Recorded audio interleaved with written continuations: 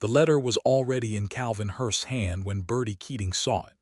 She was standing at the far end of the mercantile, her fingers wrapped around a bolt of calico she had no intention of buying, and she watched through the dusty window glass as Calvin Hurst, the most dangerous kind of man, the kind who smiled while he worked against you, tucked that folded envelope into the breast pocket of his coat and patted it twice like a man confirming the weight of a weapon.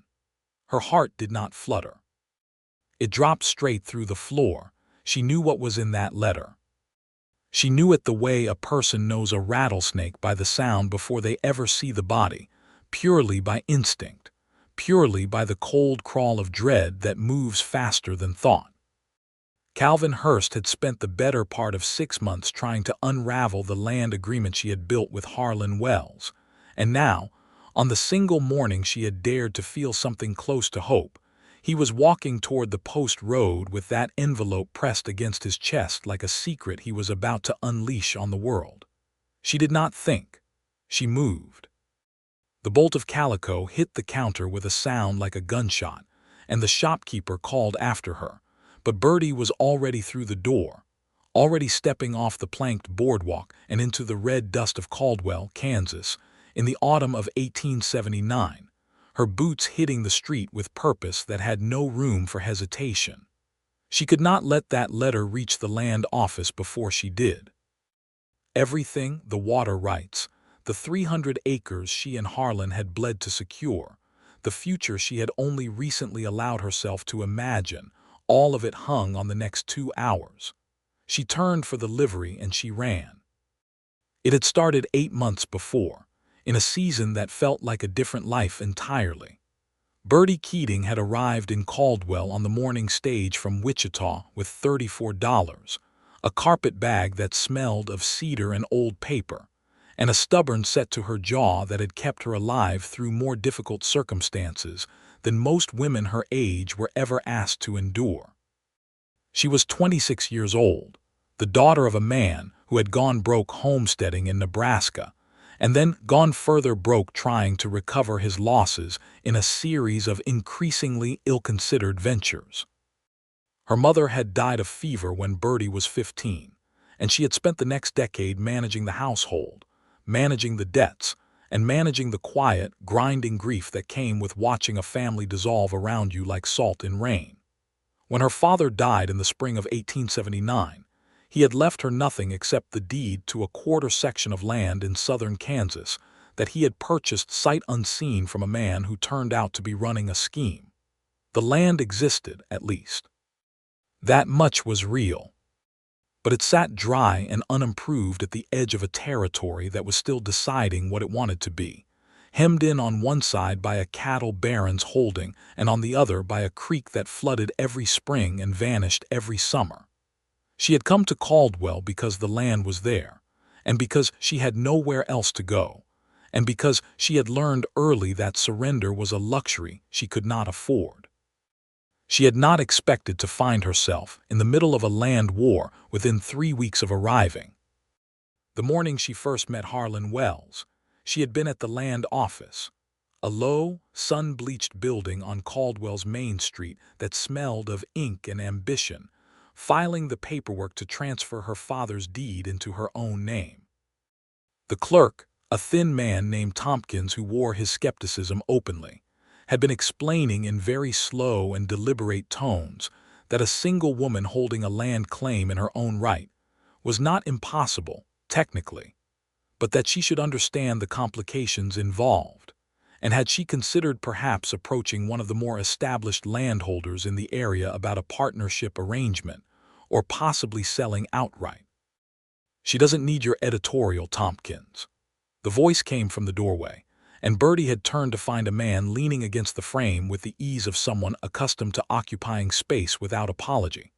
He was tall and lean in the way that outdoor men often were, burned brown by the sun, with dark eyes that were doing an assessment she could feel even at 10 feet's distance. He wore a plain cotton shirt, work-worn trousers, and boots that had seen every kind of terrain the southern plains had to offer. There was nothing flashy about him, no silver concho or fancy stitching, and somehow that plainness made him more noticeable rather than less. "Harlan Wells," he said, coming forward and extending his hand to her rather than to the clerk, which she noted. "I run a spread about 4 miles south of town. The Anchor H, Birdie Keating," she said, and shook his hand like a man would, because she had learned that women who shook hands like they meant it got taken more seriously. Something moved across his face at that, not quite amusement, not quite approval, but something in between those two things that she filed away without commenting on. "Your land," he said, "the Keating quarter section, you're the daughter." "The owner," she corrected. He looked at her for a moment with those dark, assessing eyes, and then he nodded once, the way a person nods when they have revised an opinion upward. What he said next changed the course of everything. "Calvin Hurst has been circling that parcel for 2 years. He'll come at you within a week of knowing you're in town, and he'll come with a lowball offer dressed up in polite language, and when you refuse, and you should refuse, he'll try other methods." He paused. "I have a proposition if you're willing to hear it." She was willing to hear it, but she made him earn the hearing. They sat across from each other at the counter of the Drover's Rest, the better of Caldwell's 2 eating establishments, though better was a relative term that required significant generosity, and he laid out the situation with a directness she immediately respected. His land, the Anchor H, bordered hers to the west. He had been trying for 2 years to secure rights to the creek that ran along the eastern edge of her property, because that creek was the only reliable water source within 3 miles in the dry season, and without water, his cattle were at the mercy of whatever rainfall a Kansas summer chose to provide, which was frequently very little. He had approached her father twice. Her father had been interested in selling outright but had died before any agreement was finalized. What Harlan Wells needed was not to buy her land. What he needed was the water rights, and he needed them locked up legally before Calvin Hurst, who had been quietly acquiring land throughout that section of the county for the past 4 years, managed to get hold of her quarter section and effectively cut off Harlan's access to the creek entirely. "And what do I get from this arrangement?" she had asked. "Neighbor," he said, and the word was so plain and direct that it took her a moment to understand what he was actually offering. "Someone between you and Hurst. And a fair payment for the water rights, enough to improve your property and make it actually viable, instead of sitting out there as a target." She had looked at him across the scarred wooden table, at the lines around his eyes and the calluses on his hands, and the way he held himself with a kind of quiet tension that she recognized as controlled worry, and she had thought, "This man has dark places in him that he does not show easily, and he is being honest about something practical because honesty about practical things is easier than the other kind." She had said, "Draw up the papers. I want my own lawyer to look at them." He had blinked, not quite surprised but close, and then he had said, "There's a man in Wichita I'd recommend, Robert Calloway. He's honest." "I'll find my own," she said. He had nodded again, that same upward revision, and pushed back from the table, and she had watched him walk out into the Caldwell afternoon with the uncomfortable sensation of someone who has just made a decision that will matter more than they can currently calculate. Calvin Hurst arrived at her door 4 days later. He was older than she had expected, mid-50s, with silver-white hair and a face that had been handsome once and now wore the particular expression of a man who had won enough times to find losing personally offensive. He wore a good suit, the best she had seen in Caldwell, and he brought a woman with him who he introduced as his secretary, a detail that Birdie suspected was designed to make the whole thing feel more official than it was. He offered her money that was generous enough to be serious but not generous enough to be honest, and he smiled throughout the conversation with the warmth of a man who believed charm was a tool, which it was, and who believed it was the only tool he needed, which was his central error.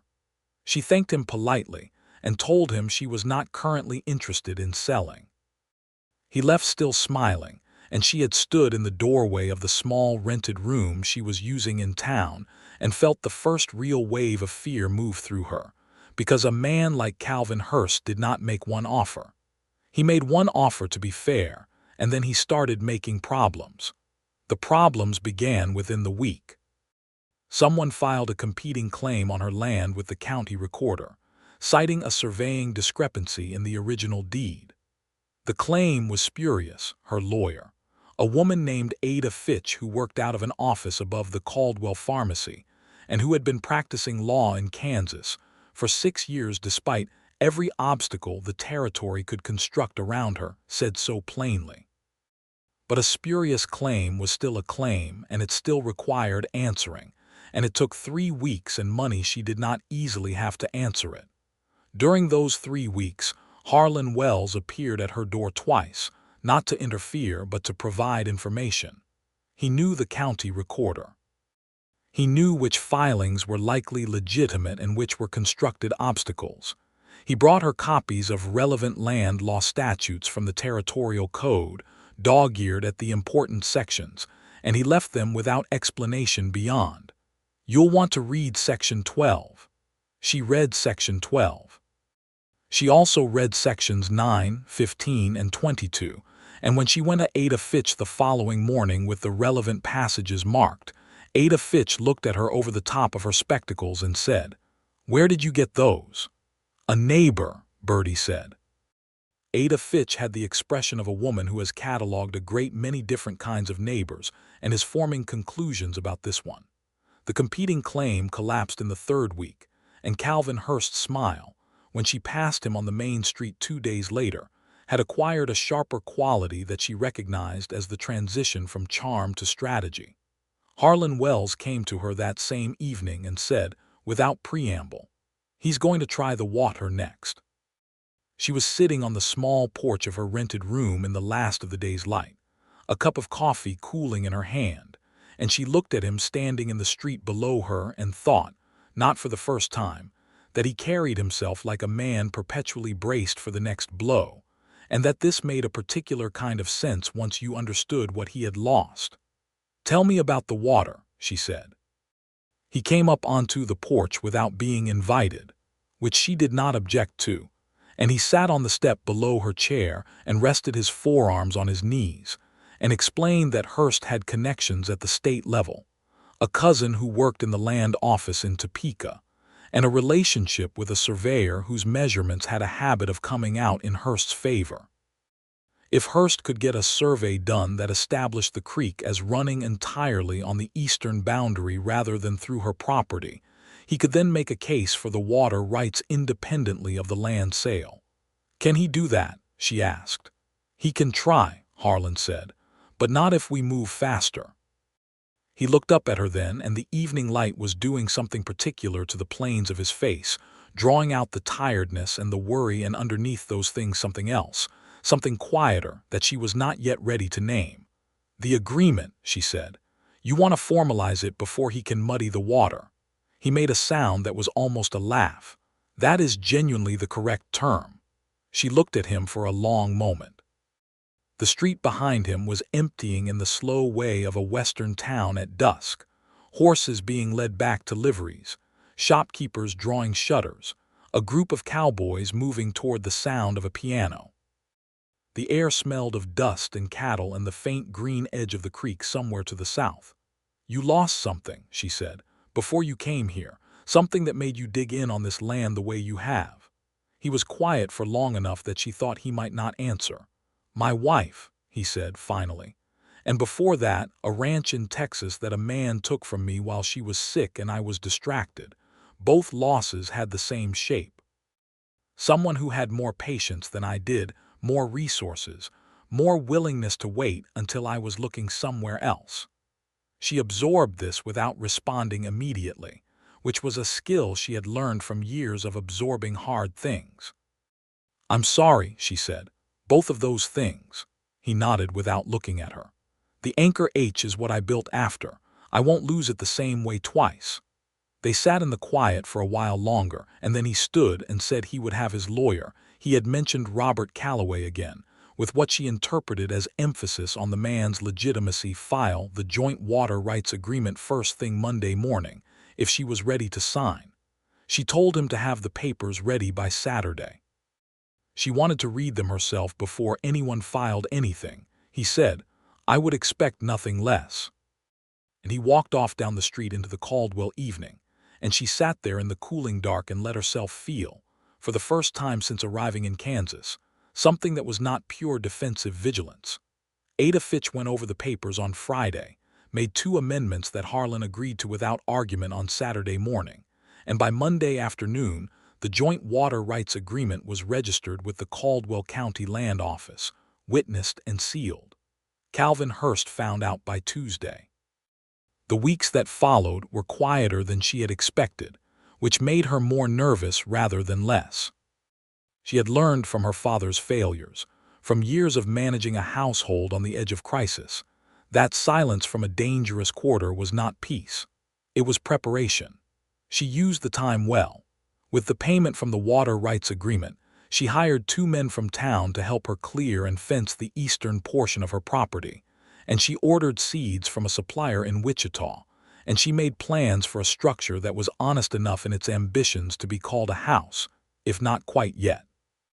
Harlan Wells came by her work site 6 times in those 3 weeks, and each time he came with something practical, a load of fence posts, the name of a reliable well digger, a copy of the county agricultural records that showed which crops had survived the previous 3 dry summers. He never came empty-handed, and he never stayed longer than was useful. She noticed this pattern. She noticed it the way you notice something that is happening beneath the surface of a conversation, in a register that has nothing to do with words. On the 4th week, he came with a fence post load and found her on her knees in the dirt, working a particularly stubborn root out of a plot she was preparing for a kitchen garden, and he did not say anything about the state she was in or offer to take over the task. He simply tied his horse, rolled up his sleeves, and crouched down beside her, and between the 2 of them they had the root out in 3 minutes. She sat back on her heels and looked at him. He was looking at the root. His forearm was against hers where their arms had pressed together in the effort, and neither of them moved away. "You have a way of showing up," she said. "You have a way of making the showing up feel worth the ride," he said.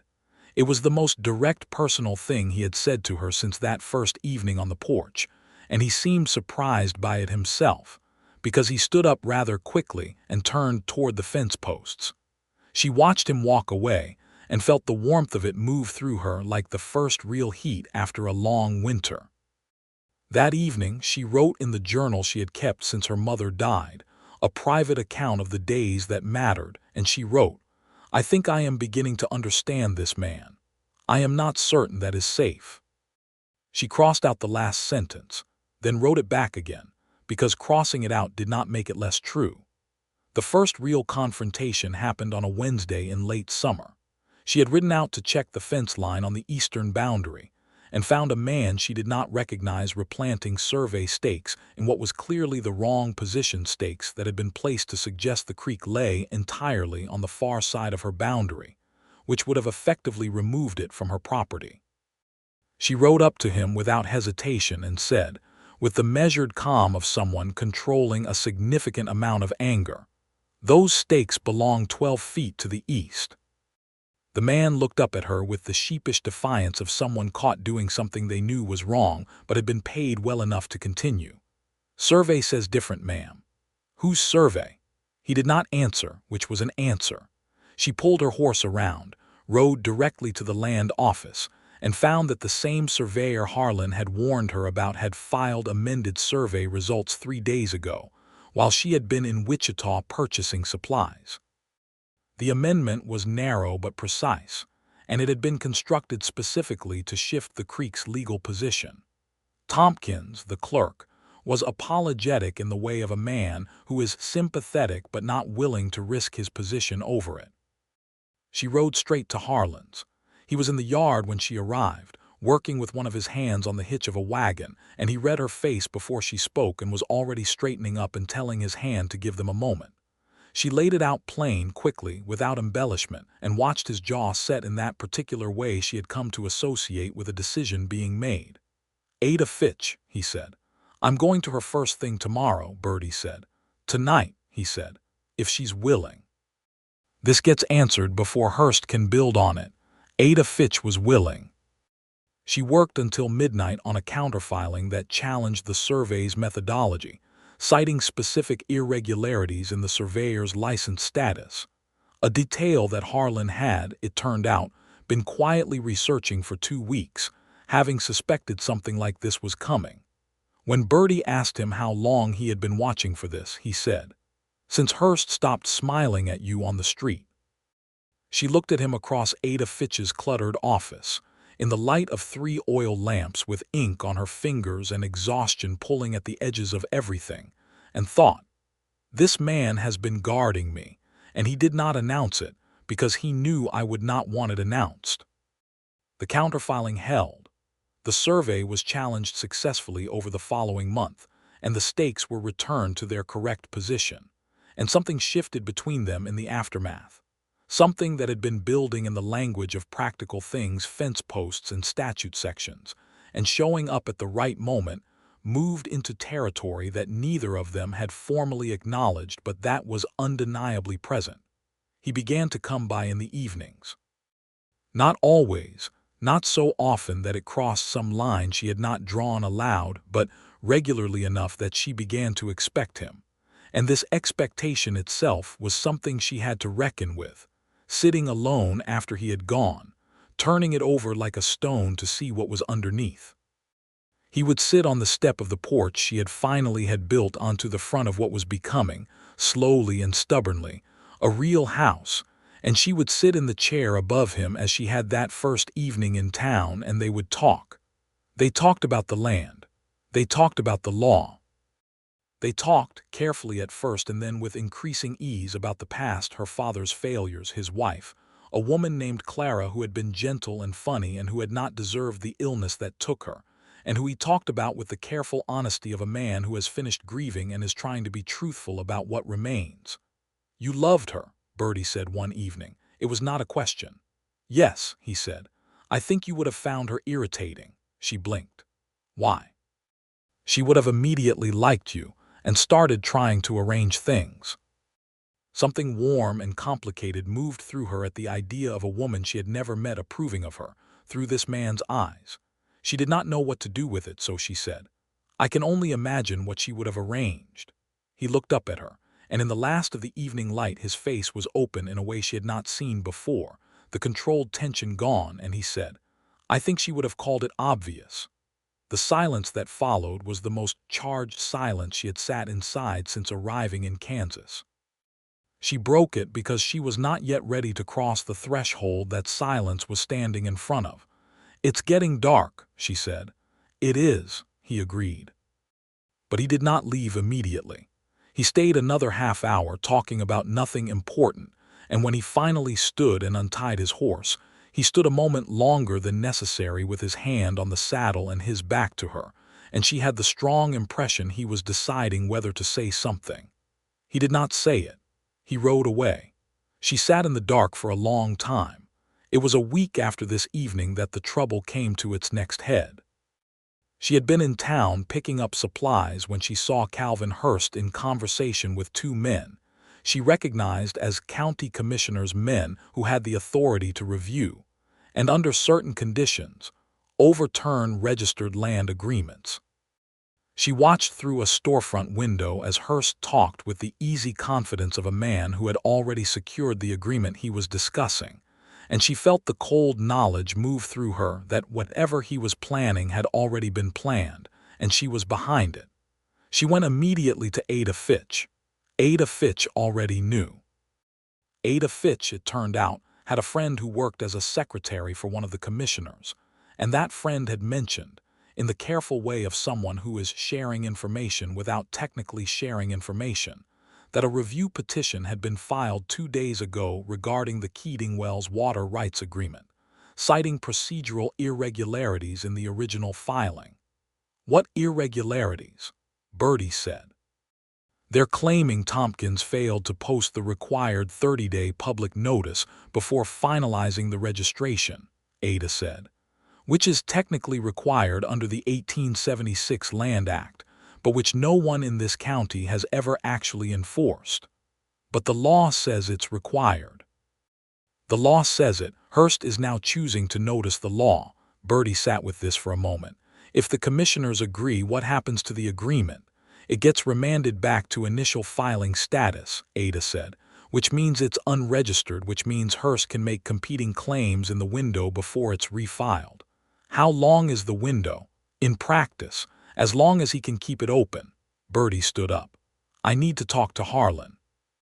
She found him at the Anchor H in the middle of branding work, and she told him everything while the smell of smoke and cattle and hot iron sat in the air around them, and she watched his face go through several transitions: anger, calculation, a specific kind of focused fury that was not loud but that was very, very present. He is going to do this, Harlan said. It was not a question. As many times as it takes, until we run out of money to fight it or run out of energy to keep running. Or until we find a way to close the door permanently, Birdie said. He looked at her. What are you thinking? She had been thinking about it since Ada Fitch's office. If we expand the agreement, make it a formal land partnership rather than just the water rights, it becomes significantly harder to challenge piecemeal. The partnership would have to be challenged as a whole, and the grounds for that challenge are much narrower under territorial law. A land partnership, he said carefully. Joint filing, both names on the record, combined holding, shared governance, legally established. She paused, because she was aware that she was proposing something that had implications beyond the legal ones, and she was choosing to address only the legal ones directly. It closes the procedural gap he keeps using. He was quiet for a moment, looking at the ground between them. A muscle moved in his jaw. That's permanent, he said. A land partnership of that kind in this territory, in this county, that's a statement. Yes, she said. He looked up at her. Birdie, I know what it looks like, she said, and her voice came out steadier than she expected. Do you know what it means? He asked. I know what it means legally, she said. And I know what it means in terms of what people in this town will assume. And she held his gaze. And I think a person's ability to hold their land without it being constantly picked apart by a man who has no right to it is worth more than my concern about what people assume. He looked at her for a long, private moment. Something moved through his expression that she recognized as a man trying to separate what he wanted from what he was permitted to want, and having difficulty with the distinction. I'll talk to Robert Calloway tonight, he said. 3 days later, Birdie Keating and Harlan Wells sat side by side at Ada Fitch's desk and signed a formal land partnership agreement covering the combined Keating quarter section and the western portion of the Anchor H acreage, with equal governance rights and joint water entitlement under both names. Tompkins, when they filed the paperwork, looked at both of them with an expression he tried to keep neutral and failed. Calvin Hurst's petition to the commissioners was rendered moot within a week, since its specific challenge addressed the water rights agreement rather than a land partnership, which was a different legal instrument. His lawyer filed 2 more preliminary challenges, both of which Ada Fitch dismantled with efficient precision. And then, for a month and a half, there was quiet. A different kind of quiet this time, not the silence of preparation but something with more texture to it. The commissioners declined to hear Hurst's petition. The survey dispute was fully resolved. The partnership was legally sound. And autumn came to southern Kansas with the particular sweetness of a season that arrives after a long, hard summer, cooler mornings.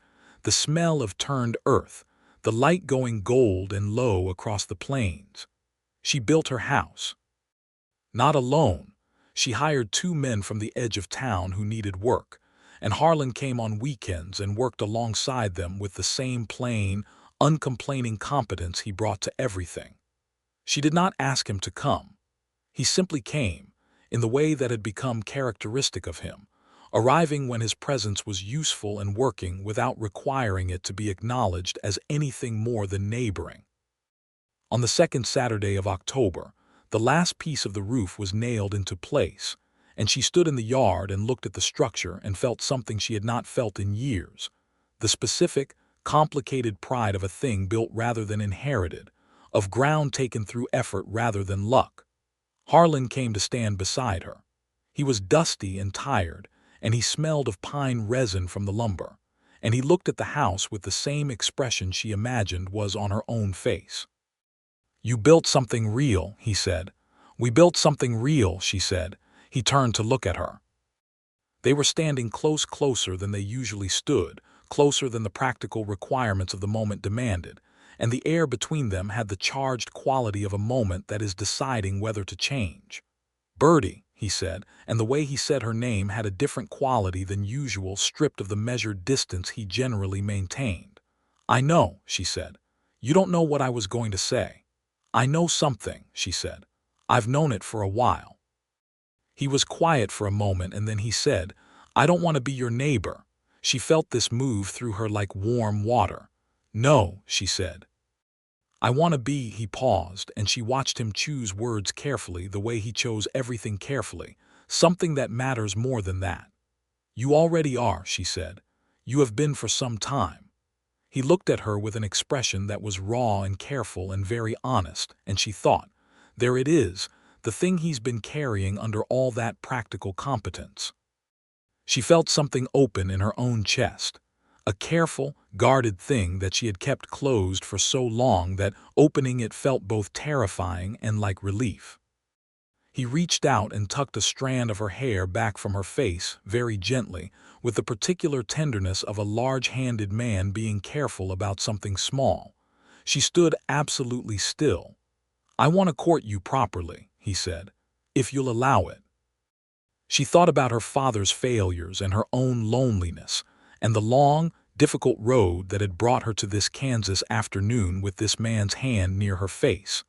And she thought about betrayal and hidden motives, and all the dark traps that life had laid for her previously. And she looked at Harlan Wells and saw none of those things. She saw a man who showed up and worked and told the truth even when the truth was inconvenient. "I'll allow it," she said. He smiled at her then, a real smile, not the controlled almost expression she was used to from him, and it changed his whole face so completely that she laughed, which surprised both of them. The courting was characteristically practical and earnest and conducted entirely on its own terms. He brought her things, not extravagant things, but considered ones. A copy of a soil improvement text he had found in Wichita that she had mentioned wanting, a jar of preserves made by his ranch cook, a small painted photograph of the Kansas prairie that he had acquired from a traveling artist, and presented with the explanation that it reminded him of the view from her east fence line. She kept all of these things. She also kept the way he listened when she talked, leaning forward slightly, his whole attention engaged in a way that she had rarely experienced from anyone, and the way he deferred to her knowledge about her own land without ever making the deferral feel like condescension. On an evening in late October, sitting in the completed interior of her new house now properly furnished, with a stove that worked and curtains she had made herself from fabric she had chosen, because she liked it rather than because it was cheapest, he stayed late enough that it became clear he should either leave immediately or explain himself, and he said, "I've been thinking about whether the partnership agreement actually reflects the truth of the situation." She set down the mug she was holding. "What do you mean?" He looked at her steadily. "I mean that I own the Anchor H and you own your land, and together we have an agreement, but that's not what I want. I want," he paused again, and she recognized the care with which he was selecting his words, the same care he brought to legal documents and to difficult conversations.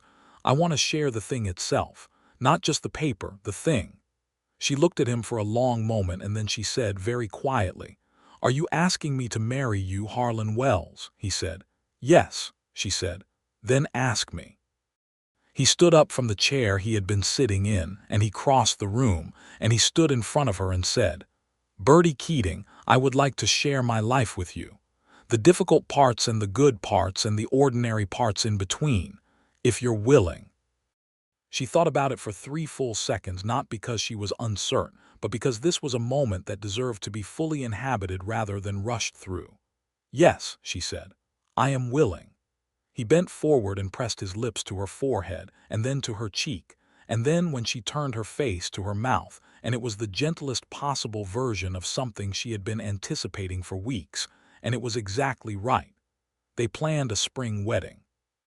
November passed and December came with its flat, bitter cold, and the plains closed in the way they did in winter. And Birdie worked on her house and her land plans and her correspondence with Ada Fitch regarding the partnership documentation. And Harlan came every few days and sat in her kitchen and drank her coffee and talked about the ranch and the cattle and the spring planting. And she had never in her life felt so specifically, solidly content. Calvin Hurst had been quiet for nearly 2 months. She made the mistake of finding this reassuring.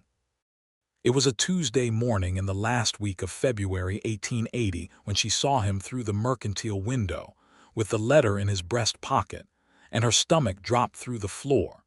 She had been in town to pick up a wire from Ada Fitch about a minor clerical detail in the partnership renewal, something routine, something that had not required particular urgency.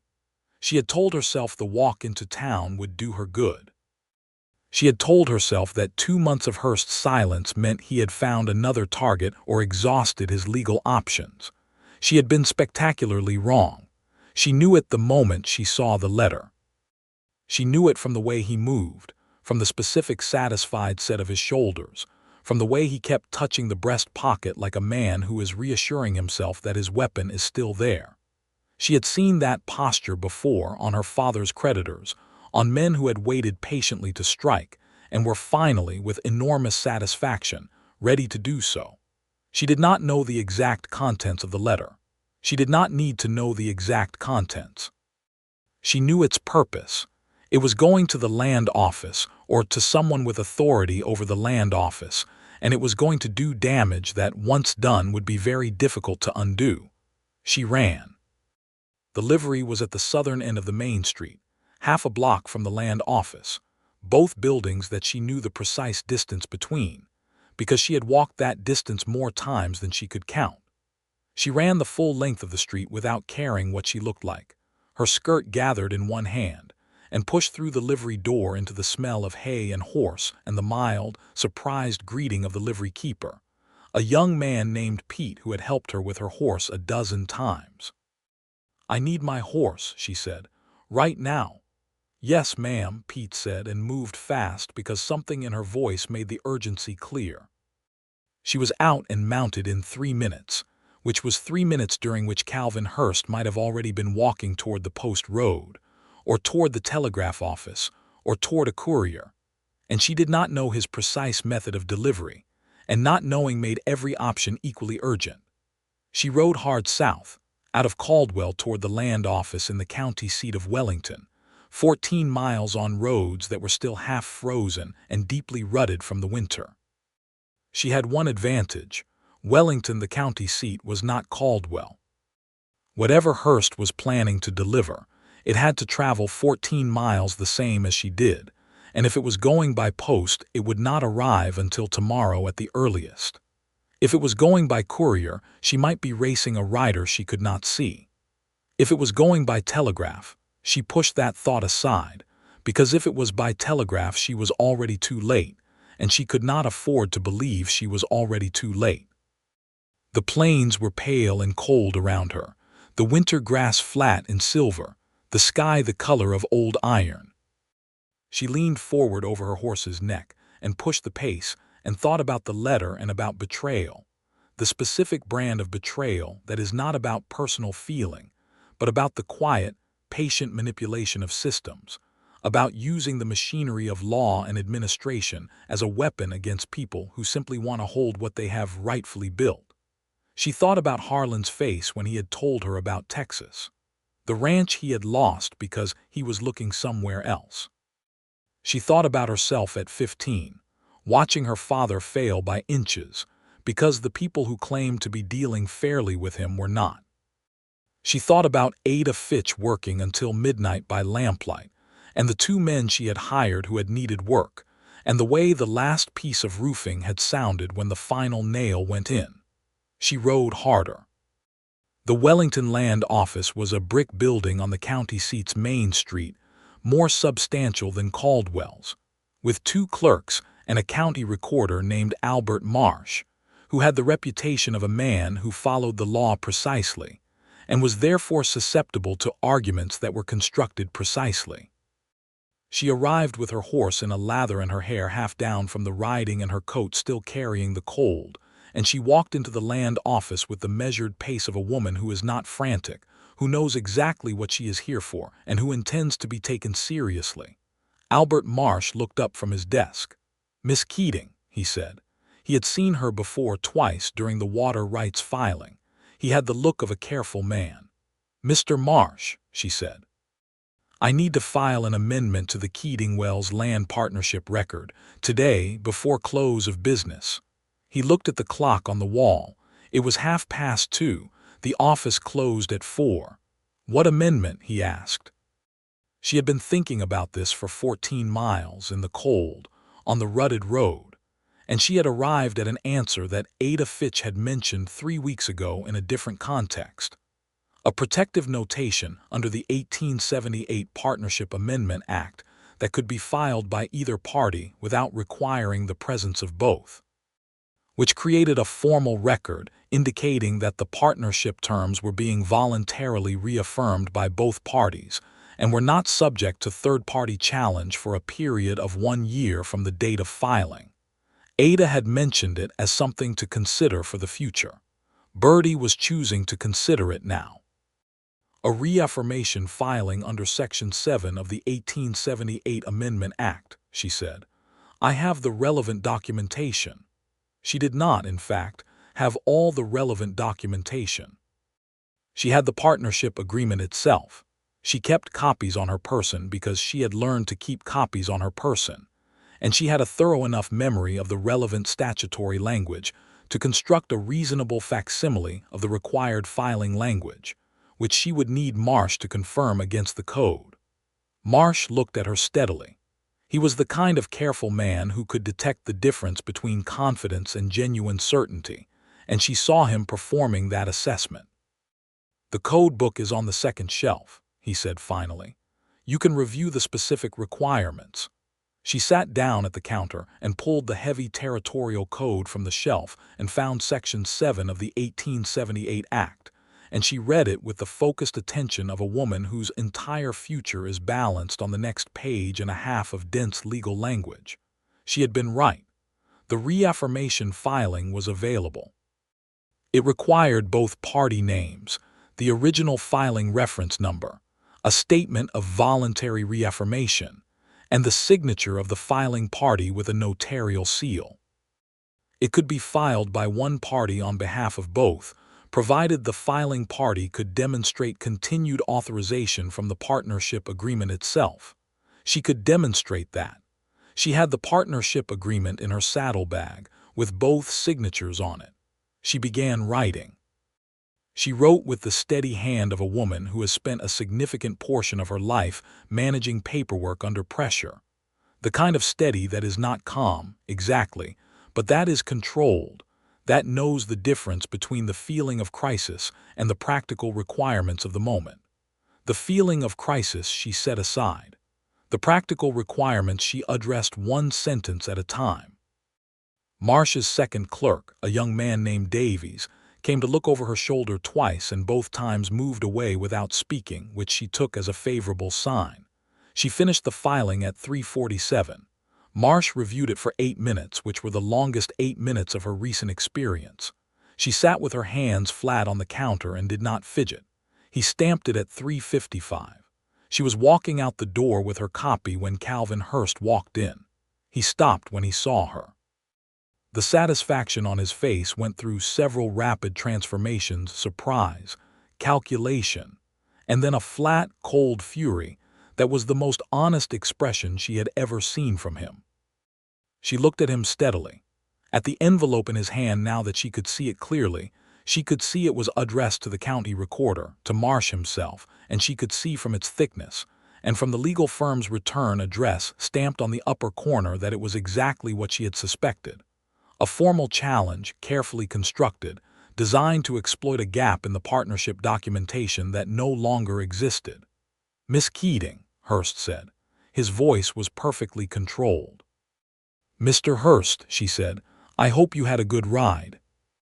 She walked past him into the cold afternoon, and she leaned against the wall of the land office for exactly 30 seconds with her eyes closed, letting herself feel the pure, physical relief of it, before she straightened up and went to her horse. She needed to get to Harlan. She rode back toward Caldwell with the February wind in her face and the copy of the filing in her coat pocket, and her heart doing something complicated and large in her chest. The sky was beginning to take on the color of a cold sunset, pale orange at the horizon, deepening to purple above, and the plains stretched out around her in every direction, flat and immense and impervious to the small human dramas being played out across them. She had about 9 miles behind her and 5 ahead when she heard hoofbeats from the north and looked up to see a rider coming fast, and recognized Harlan before she recognized the details of him, something in the way he sat, the specific upright tension of it. He had come looking for her. She pulled her horse to a stop and waited, and he came alongside her and pulled up and looked at her face with an expression that was several things at once: worry, relief, and something specific to the quality of a man whose forbearance has reached an edge. "Pete from the livery came to the ranch," he said. "Said you rode out like something was wrong." He paused. "What happened?" she told him. Everything in the order it occurred, concisely, because that was how she told things, and because concision was the appropriate register for facts of this magnitude. He listened without interrupting, which she had come to expect from him. When she finished, he was quiet for a moment with his eyes on the plains ahead of them, and then he said he was going to use the 30-day public notice gap again. "The letter was from a law firm in Topeka," she said. "Ada Fitch can tell us more when she sees the counterfiling if Hurst goes through with submitting it, which he may not now." "He'll try something else," Harlan said. "He will," she agreed. "But not today, and not with this particular weapon. Ada can use the reaffirmation filing to establish a 1-year protection.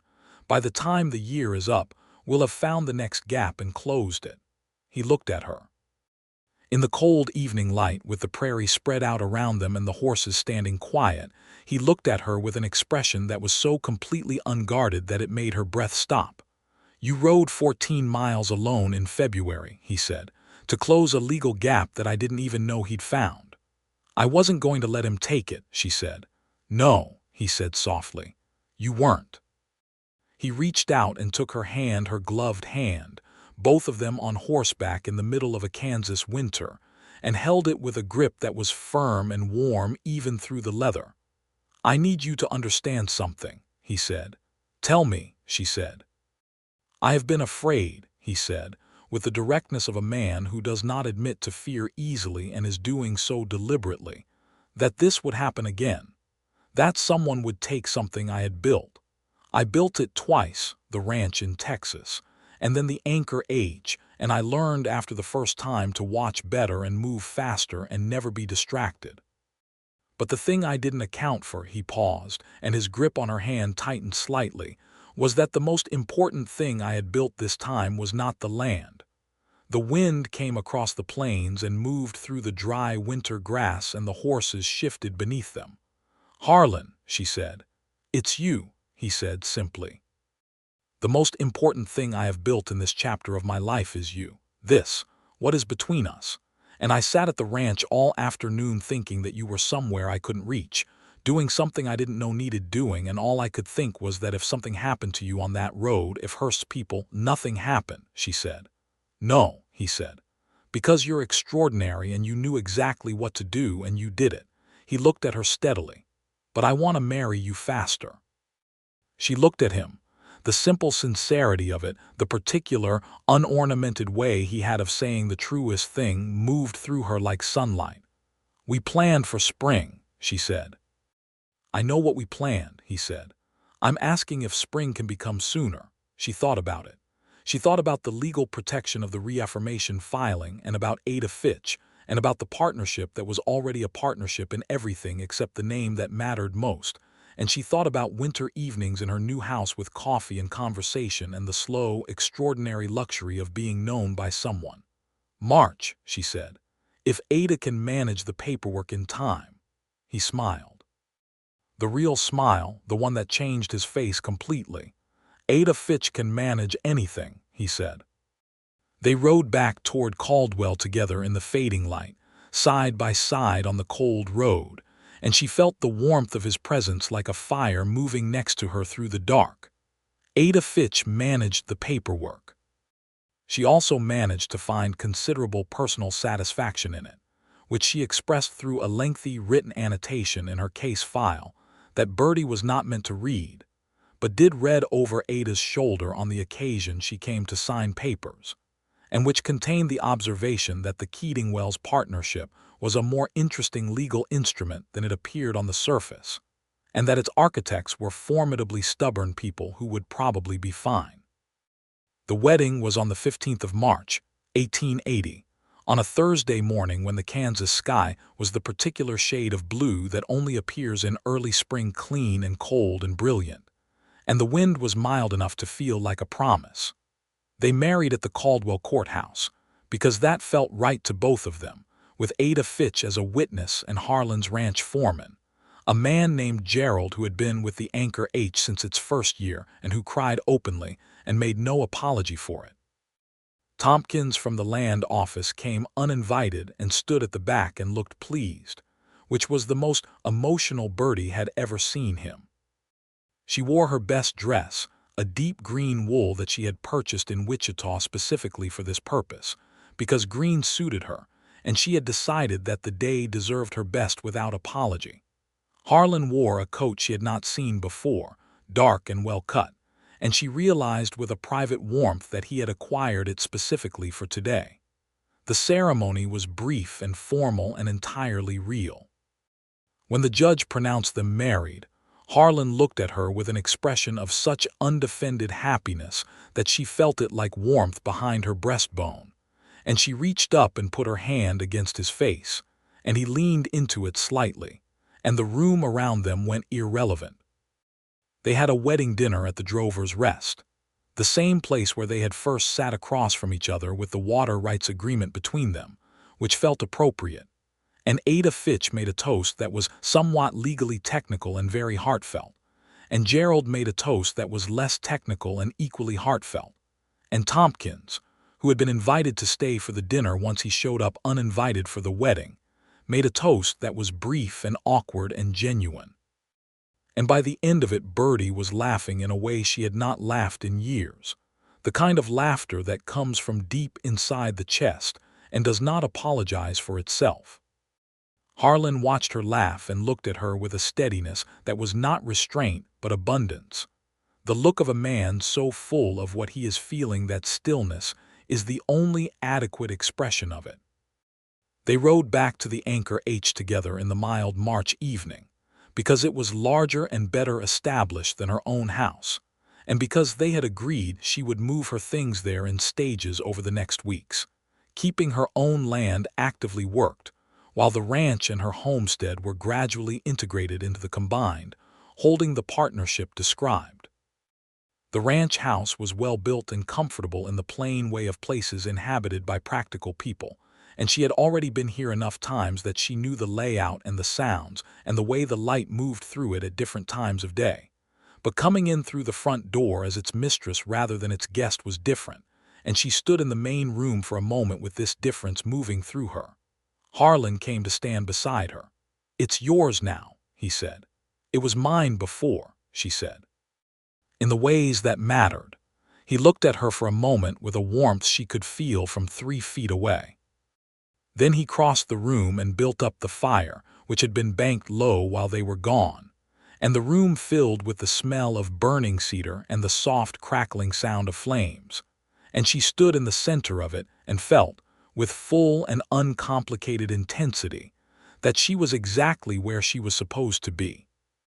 They talked late into the night, not about anything momentous, just about the plans they had for the spring planting, the cattle schedule, the survey Harlan wanted to commission for the combined property. But underneath the practical conversation was the knowledge that everything had changed, and the change was good. Calvin Hurst made 2 more attempts in the spring. The first was through a different attorney and a different procedural challenge, which Ada Fitch dismantled in 2 weeks. The second was an attempt to bribe one of the county commissioners, which the commissioner in question declined and reported to the county attorney, which created legal problems for Hurst that were significantly more complicated than anything he had been attempting to create for the Wellses. By June of 1880, it was apparent to everyone in Caldwell County that Calvin Hurst had overextended himself, not just in his campaign against the Anchor H partnership, but in several other directions simultaneously, in the manner of a man who has been winning long enough to believe he cannot lose.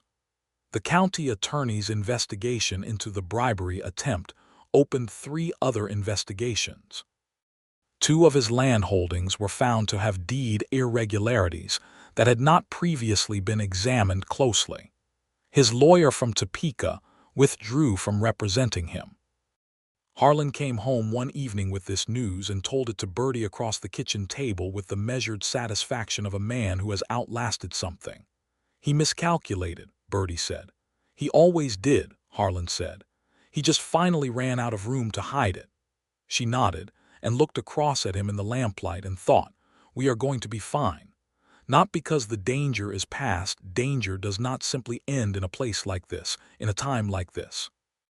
But because they were the kind of people who would meet the next difficulty the same way they had met every previous one, with competence and directness, and the specific stubbornness of those who have chosen to hold their ground.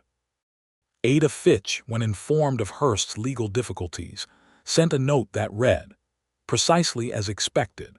Her case file notation, which Birdie learned about secondhand through a mutual acquaintance, had apparently grown to include the observation that this is what happens when you miscalculate the stubbornness coefficient. That summer was the best of Birdie's adult life. The combination of her land and the Anchor H, which they had begun calling the Wells-Keating spread, because she had suggested it and Harlan had agreed immediately, and without discussion, produced its first genuinely good season.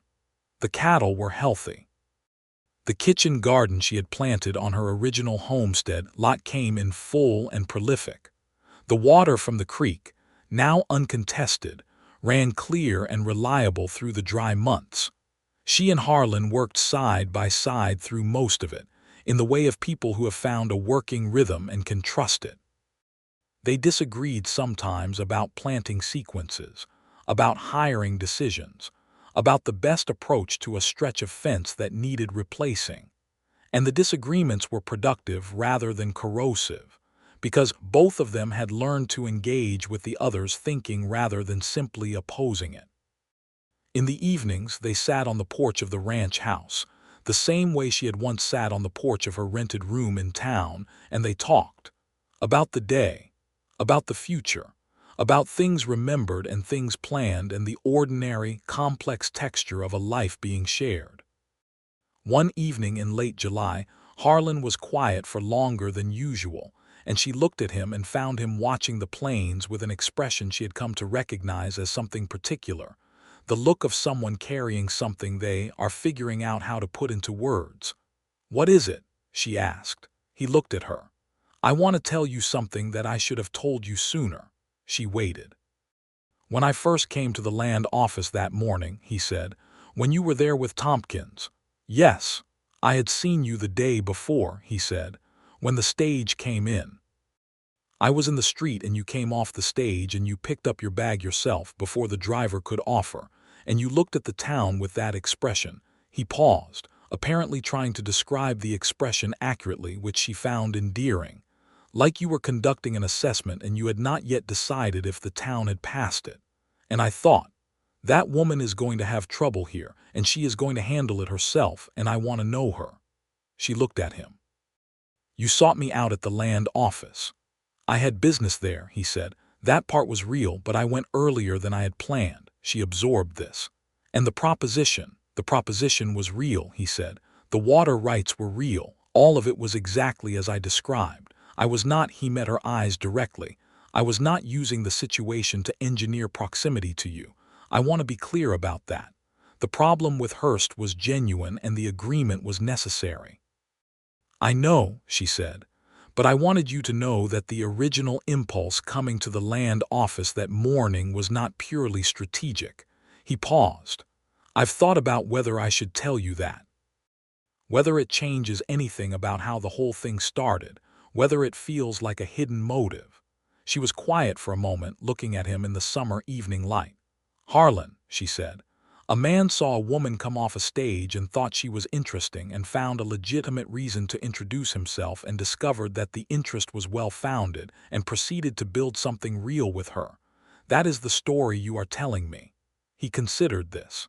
"Yes. That is not a dark past or a trap," she said. "That is just a person.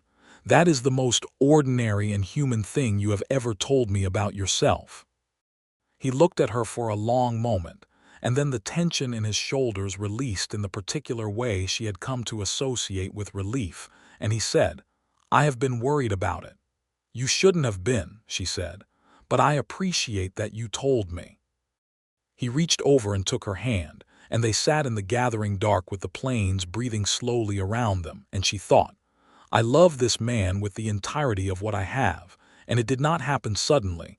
It happened the way real things happen, slowly, through demonstrated truth, through effort and time and the willingness to keep showing up." She was going to tell him this. She decided she would tell him this. "But first," she said, "I also thought you were interesting when you came off that morning. I noted it and set it aside because I had too much to deal with." He looked at her with an expression of perfect, genuine delight. "You did?" "Of course I did," she said. "I have eyes." He laughed the real laugh, the one she loved, that started in his chest and came up without permission, and she laughed with him. And then she told him the rest of it. The certainty she had felt slowly building, the evenings on the porch, the root in the kitchen garden, the moment the roof was finished. She told him all of it, plainly and without embellishment, the way he deserved to hear it.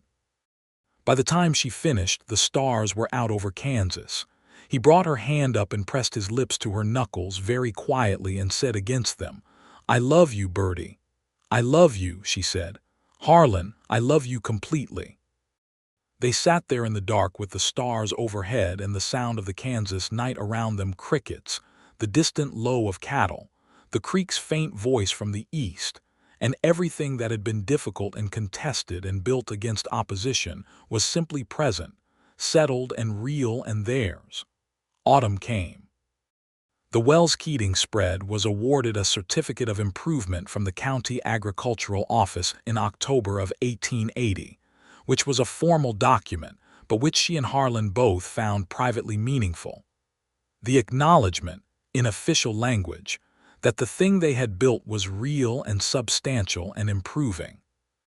Ada Fitch came to dinner to celebrate, and brought her own bottle of something she had obtained from a source she declined to specify, and the evening stretched long and full of laughter and good conversation.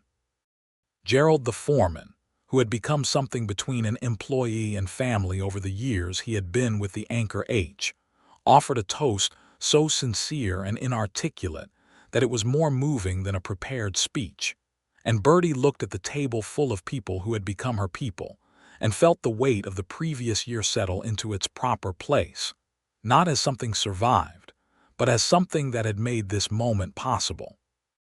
In November of 1880, she told Harlan that she was expecting their first child. She told him in the kitchen, early morning, before anyone else was up, because she wanted it to be just the two of them for the first moment of it. She had been certain for a week and had thought carefully about when and how to tell him. She told him plain, in the way she told everything, looked at him across the kitchen table and said, "I'm going to have a baby." He put down the coffee cup he was holding. He looked at her with an expression she had never quite seen from him before, something that was entirely undone, in the best possible sense, something that was joy without any of the careful management he usually brought to large feelings. He came around the table and crouched down beside her chair and took both her hands in his and did not say anything for a moment, just looked at her face. "Are you well?" he asked. "Are you feeling well?" "I'm feeling extremely well," she said. I'm feeling almost unreasonably well." He pressed her hands between his. "Birdie." "I know," she said. "I did not know it was possible," he said quietly, "to have more than I already have." She put her hand against his face as she had on their wedding day. He pressed into it, closed his eyes for a moment. "A boy or a girl," he said. "I don't know yet," she said. "We'll find out when they arrive." A son arrived in July of 1881. During a week of considerable July heat that Birdie endured with the same practical stubbornness she brought to most things. They named him Thomas Calvin Thomas for Harlan's father, a man she had heard stories about and respected without meeting, and Calvin because she thought there was some satisfaction in redirecting that particular name toward something good. Harlan held his son for the first time with an expression of complete, helpless wonder. Gerald cried again. He was entirely unapologetic about this, and also somehow the most useful person in the household during the first difficult month, appearing at practical moments with practical assistance, and disappearing again before he could be thanked. Ada Fitch sent a letter that was warm and somewhat legally structured in its congratulations, which was entirely characteristic. Thomas was a solid, good-natured baby who had his father's dark eyes and his mother's stubborn jaw, and who slept tolerably well and ate voraciously from the beginning. Harlan, who had never had a child before, adapted to fatherhood with the same competent steadiness he brought to everything. Not without difficulty, not without the particular exhaustion that babies produce in even the most capable adults, but with genuine engagement and patience, and a particular tenderness toward his son that Birdie watched with a warmth she could not entirely articulate. She had not expected to find him so naturally suited to it. She had expected him to be willing and good-hearted but required to learn. What she found instead was that the same quality that made him good at being her partner, the full attention, full presence engagement with what mattered, made him good at this too. She told him this one evening while Thomas was sleeping, and Harlan had the slightly disbelieving expression of someone who has been told something they have hoped is true but have not dared to assume. "I'm mostly terrified," he said. "You're terrified and excellent," she said. "Both can be true." The years that followed, 1881, 1882, the widening arc of a life being lived, were not without difficulty. The land was always work. The cattle market was unpredictable. There was a dry year in 1882 that tested their reserves and required careful management and some decisions that were not easy. There were disagreements between them that were real disagreements, not minor frictions but substantive differences of opinion that required actual navigation. They navigated them, not always gracefully, sometimes with raised voices and longer silences than either of them preferred, but always with the underlying commitment that had been built through shared difficulty, and always with the understanding, which they had both articulated more than once, that the relationship was more important than being right. Calvin Hurst's legal difficulties concluded in 1882 with the sale of most of his land holdings under pressure from creditors and the county court. He left Caldwell in the spring of that year, and Birdie watched him go from the front window of the land office where she had come to file the annual partnership renewal, and she felt nothing in particular about his departure except a mild, clean relief, like a storm finally passing. Harlan, when she told him, said, "Good," and then he went back to the account ledger he was working on, because there was work to be done and it was done. Thomas turned 2 in July of 1883, walking and talking with considerable determination and the particular focused intensity of a child who has inherited stubbornness from both parents. He was deeply interested in horses and somewhat less interested in staying in the parts of the yard he had been told to stay in, which produced some active mornings. In the fall of 1883, Birdie found herself expecting a second child. This time she told Harlan over dinner, with Thomas present in his high chair applying mashed potato to himself with scientific thoroughness, and Harlan looked up from his plate and looked at her, and looked at Thomas and back at her, with a smile that was quieter than the first time but no less full. "Thomas," Harlan said to his son, in the patient tone he had developed for talking to someone who was currently more interested in dinner as a material than a meal, "you're going to have someone to share with." Thomas looked at his father with the thoughtful expression of someone who is not certain this is an improvement. The second child arrived in April of 1884, a girl this time strong-lunged and very clear about her opinions from the first moment. They named her Clara Mee, the first name for Harlan's first wife in the spirit of honoring rather than mourning, and the second for Birdie's mother. Birdie had suggested it. Harlan had gone quiet for a moment, and then he had said, "Are you certain?" And she had said, "I am. She was part of what brought you here, and here is where I have everything." He had held her hand very tightly at that, and she had felt him decide something, in the way she could sometimes feel his decisions before he articulated them, a settling, a resolution. Clara was different from Thomas in almost every dimension from the beginning. Where Thomas had been solid and steady, Clara was quick and loud and in permanent motion.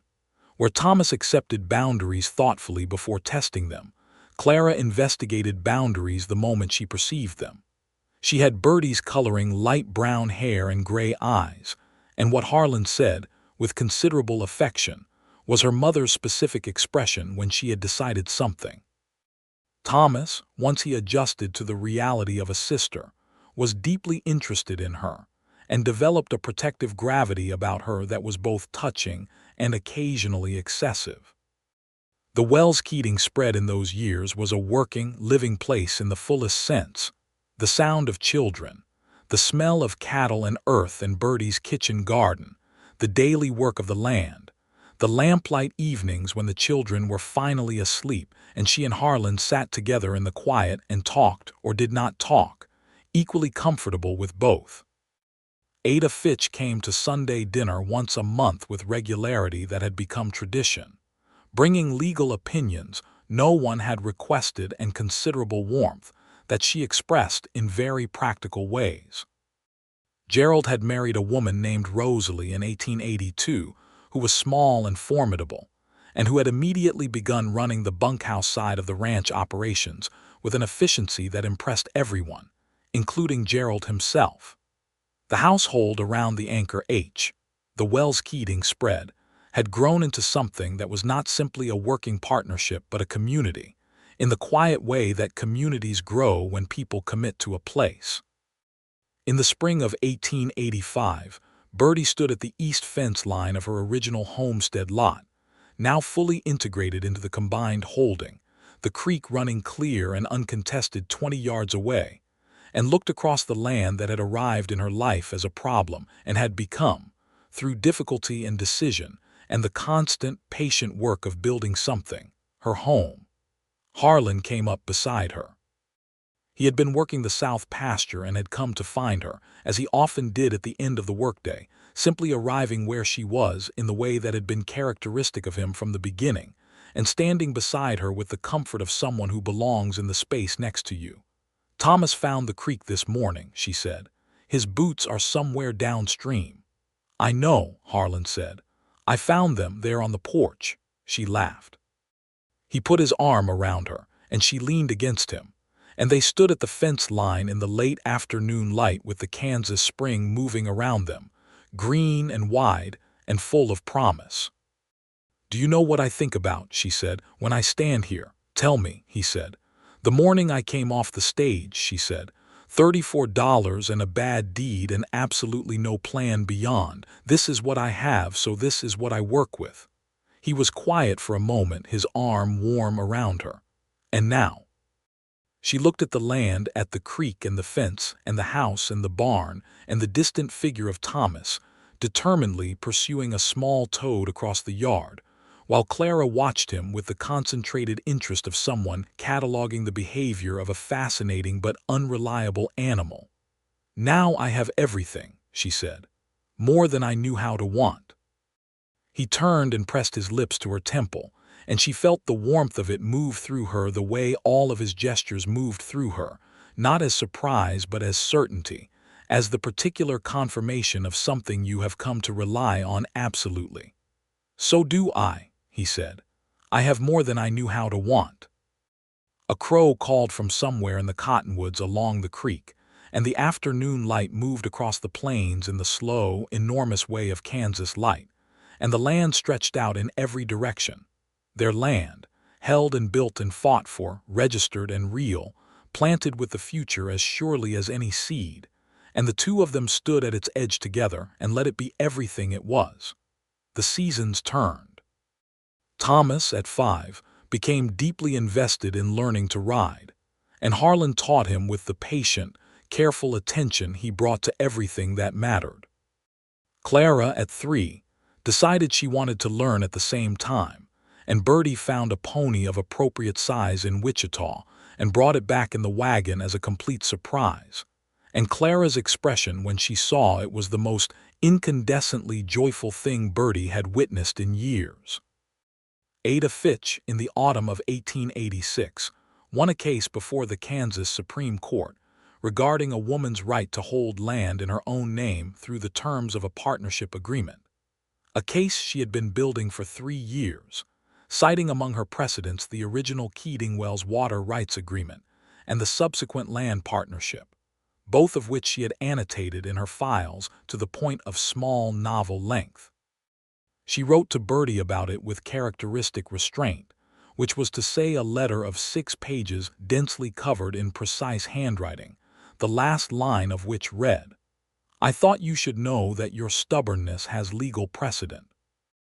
Birdie read this letter 3 times and then showed it to Harlan, who read it once and said, "Ada is going to be formidable for another 40 years. At least," Birdie said. They wrote back to Ada jointly, which was something they did occasionally for important correspondence, both of them signing the bottom of a single letter, and Birdie's contribution included the observation that stubborn was just another word for unwilling to be defeated, and that she considered it a compliment. In the winter of 1886, they discovered that Birdie was expecting again. She told Harlan on a December evening with snow on the plains for the first time that winter, the house warm and the children asleep and the lamp turned low. He held her face in both his hands when she told him and looked at her with that undefended happiness she had come to know as one of the most intimate things he showed her. "A third," he said. "A third," she confirmed. "Are you well?" Same first question every time. "Extremely well," she said, "as per usual." The third child arrived in August of 1887, another boy quieter than either of his siblings from the start, observant, with wide dark eyes that watched everything from the first week. They named him James Robert James for no particular ancestor, but because both of them liked the sound of it, and Robert for Robert Calloway, the honest lawyer in Wichita whom Harlan had first mentioned on that day in the Drover's Rest, years ago, and who had ended up being genuinely useful on 2 occasions involving territorial contract law and who deserved acknowledging. James grew into exactly the child his first weeks suggested: thoughtful, observant, not easily startled, deeply interested in things most children his age walked past without noticing. At 2 years old, he could sit still watching a bird for 20 minutes, which was approximately 18 minutes longer than Thomas had ever sat still for anything. By the spring of 1889, when Kansas was on the verge of statehood, a development Birdie followed closely and felt the significance of in a particular way. Given everything the territorial period had meant to her, the Wells-Keating spread was a proper going concern. 380 acres of productive land, a profitable cattle operation, reliable water, a main house that had been expanded twice as the family grew, a bunkhouse with 6 hands including Gerald and Rosalie, a kitchen garden of considerable ambition, and a reputation throughout Caldwell County as the kind of operation that people came to look at when they were trying to understand how land should be worked. She and Harlan were 36 and 40, respectively, in that spring of 1889. She was no longer the woman who had stepped off the stage with $34 and a bad deed and a jaw set against the world, and also she was exactly that woman, the stubbornness intact, the willingness to run 14 miles in February intact, the refusal to let what was hers be taken intact. These things had not diminished. They had simply found a larger home. He was no longer the man braced perpetually for the next blow, carrying the weight of losses he had turned into lessons, watching from the doorway with calculating eyes. He was still careful, still watchful, still the kind of person who thought before he spoke. But the wariness had a different quality, now not defensive fear, but the attentiveness of someone who has a great deal of good to protect and enjoys protecting it. On the morning that Kansas became a state, January 29, 1861, it had been a state in law, but the spring of 1889 brought the full weight of a constitutional status that changed things in the county land records and in the nature of the legal protections available. Birdie and Harlan rode into Caldwell together, leaving the children with Rosalie, and walked to the land office, which had new signage acknowledging the state's status. And Birdie looked at the building and felt a continuity of something she could not quite name.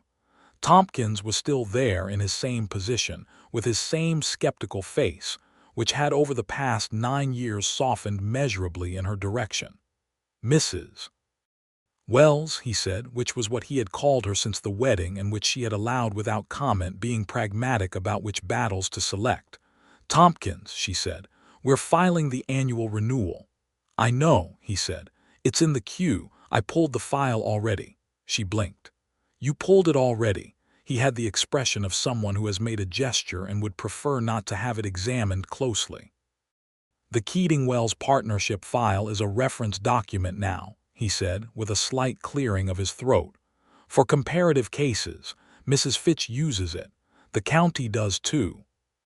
Harlan beside her made no sound, but she felt his shoulder against hers and knew that he was containing the same thing she was. Thank you, Tompkins, she said. He nodded and handed her the pen. She signed, and then Harlan signed beside her, their names on the paper as they had been for 9 years together, documented, real. The afternoon light came through the land office windows the same way it always had, falling across the same scarred counter, and the ink dried on the paper, and the file was stamped and filed, and it was added to the record, 1 more year of a thing that had been built, against opposition and through difficulty, into something that would last. They walked back out into the Caldwell street, the same red dust, different in 100 ways from the street of 1879, and entirely the same in the ways that mattered, and Harlan took her hand, and they stood in the afternoon light for a moment before turning for the livery. What are you thinking? He asked. She looked at the street, at the buildings and the people and the sky above the Kansas plain, and then she looked at him. I'm thinking that I arrived here with $34 and nowhere else to go, she said, and that turned out to be exactly enough. He looked at her with all of it, the love and the history and the years and the children waiting at home and the work ahead and the life they had made out of necessity and stubbornness and the slow accumulation of demonstrated truth, and he said, it was more than enough. It was everything. She squeezed his hand and they walked to their horses, and they rode home through the Kansas afternoon, through the land that was theirs, documented, held, real and alive with the future, toward the sound of their children's voices carrying across the plains, and the smoke from the chimney of the house they had built, and the ordinary, extraordinary daily texture of a life that was, in every way that counted, exactly what they had chosen.